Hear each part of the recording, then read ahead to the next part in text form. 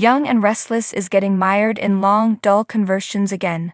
Some are better than others and manage to evoke emotion, such as Jack and Kyle making amends, but most frankly, just aren't compelling enough to be as long-running as they turn out to be. If I have to watch another scene with Claire going on about her new job or going into detail about Harrison and his many interests, I may scream. There's just no depth or substance. Viewers must be fast-forwarding this stuff, which is surely not the goal. Here's a look at what's happened and what's coming up. The writers are isolating Phyllis ahead of what's surely going to be the next twist in Heather's murder case, which will see the tables turned completely. How are they isolating her? She's alienated from her closest friends and appears to have only Billy in her corner. She still has her kids, but Daniel was quick to entertain the idea that Sharon may have been drugged, which didn't go over well with his mom.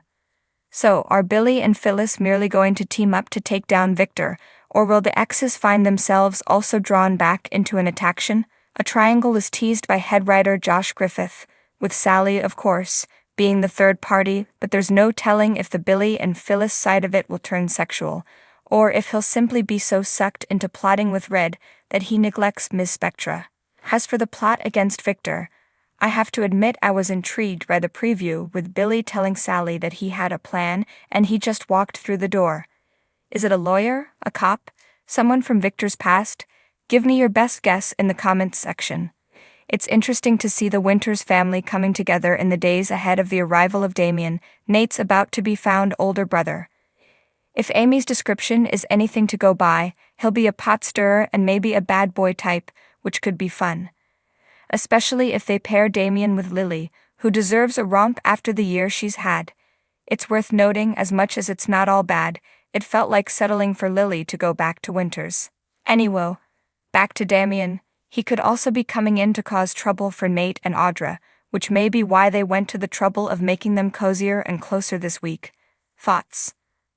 They're really hyping the notion of Sharon undergoing hypnosis with Alan, which tells me that something will be revealed. I don't expect her to yell out, "It was crazy Aunt Jordan in the apartment with the octopus statue," but she might sense that another person was in the room when she blacked out, or the session might focus on the car wreck.